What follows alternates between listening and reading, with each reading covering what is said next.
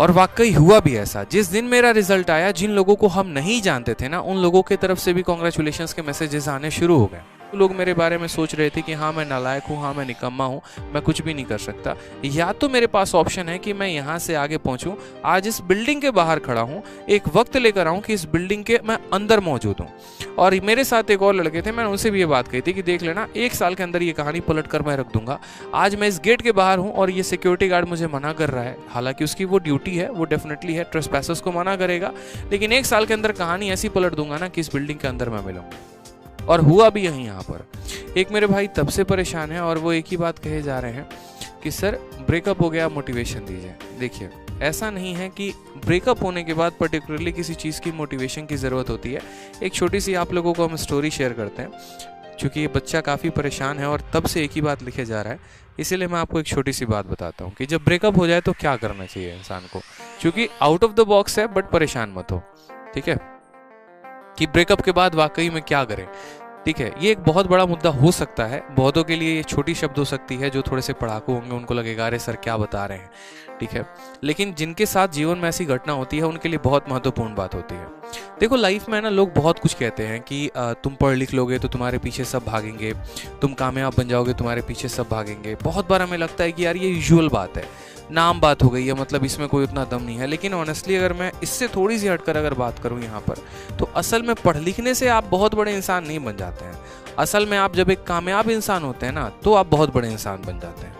जैसे उदाहरण के तौर पे आपके घर में आपका छोटा भाई भी पढ़ रहा है, लेकिन वो उससे बहुत बड़ा इंसान नहीं बनेगा। जब आपका एक बहुत बड़ा व्यक्तित्व हो जाता है समाज में, जैसे नौकरी से भी बहुत बड़ा इंसान नहीं बन सकता है। अब ग्रुप डी की नौकरी निकाल लोगे तो क्या हो गया, मतलब बहुत बड़े सितारे बन जाओगे? नहीं होता ना मेरे भाई।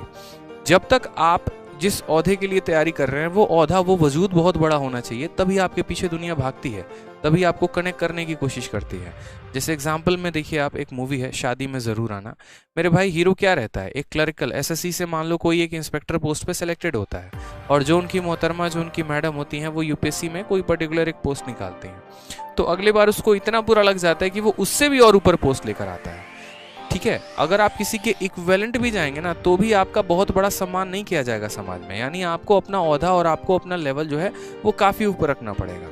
और इस बात में थोड़ी सी सच्चाई ज़रूर है। देखना, एक छोटी सी बात मैं आपको कनेक्ट करूं, जिस दिन आपके सिलेक्शन की झांकी निकलेगी ना मेरे भाई, उस दिन आपको पता चलेगा कि सिलेक्शन का महत्व कितना था। जैसे मेरे एक सर थे, और सर थे नहीं सर हैं, और वो हमेशा एक बात, जब मैं लाइब्रेरी में पढ़ा करता था ना, तो वो हमेशा मुझसे एक बात बोलते थे कि आदित्य, तुमको अभी महसूस नहीं है कि तुम्हारी ज़रूरत लोगों को कितनी होगी, या लोग तुमसे किस कदर कनेक्ट करेंगे। क्यों? क्योंकि जब हमने पढ़ाई शुरू किया तो हमारे रिश्तेदारों ने धीरे धीरे हमारे घर वालों का साथ देना छोड़ दिया। मतलब पता चलता था कि मामा जी के घर से लड़ाई हो गई एक तरीके से कह के, या रिलेटिव आसपास के जो है उन्होंने पापा मम्मी को काफ़ी ताने देना शुरू कर दिए। यहाँ तक ये भी कह दिया तुम्हारा बच्चा पढ़ाई थोड़ी करता है, 3 साल से दिल्ली में मटर गश्ती कर रहा है। ऐसी कई सारी बातें होना शुरू हो गई। जिनके साथ हम कनेक्टेड थे वो लोग भी धीरे धीरे छोड़ने लगे। ऐसे हालात में जब इंसान अकेला पड़ जाता है ना, तो या तो 2 रास्ते होते हैं, या तो जो रीज़न है उसको छोड़ दो, और नहीं तो अपने आप को इतना लगा दो ना कि ये सभी चीज़ों से आप ऊपर उठकर काम करना शुरू कर दो। शुरू के तो 2-3 महीने हमने भी काफ़ी बर्बाद किए, ठीक है, 3-4 महीने हो गए बर्बाद। माइंड आदमी का किसी का भी डिप्रेशन में चला जाता है, सोच नहीं पाता है। लेकिन एक स्ट्रॉन्ग रीज़न होना चाहिए लाइफ में। जैसे उसके बाद रैंडमली मेरे सामने एक पोस्ट की वीडियो आई कि इनकम टैक्स इंस्पेक्टर कैसे बनते हैं। मुझे काफ़ी अच्छा लगा वो वीडियो, और मुझे इतना अच्छा लगा वो वीडियो कि उसके बाद मैंने रैंडमली सारे पोस्ट देखने शुरू कर दिए। अच्छा, सीजीएल में इनकम टैक्स इंस्पेक्टर भी होता है, उसके बाद जो है यहाँ पर AA इंस्पेक्टर भी होता है, उसके बाद एक्साइज इंस्पेक्टर्स भी होता है। और आप बिलीव नहीं करेंगे, जिस रात मैंने वीडियो देखी थी उसके अगले रात, चूँकि मैं दिल्ली में रहता था, तो उसके अगले रात मैंने यहाँ पर जो है मेट्रो लिया था, और मेट्रो लेकर मैं पहुँच गया था विदेश मंत्रालय। हालांकि किसी दिन फोटो होगी तो मैं शेयर ज़रूर करूँगा, ये मेरे प्रिपरेशन के टाइम की बात थी।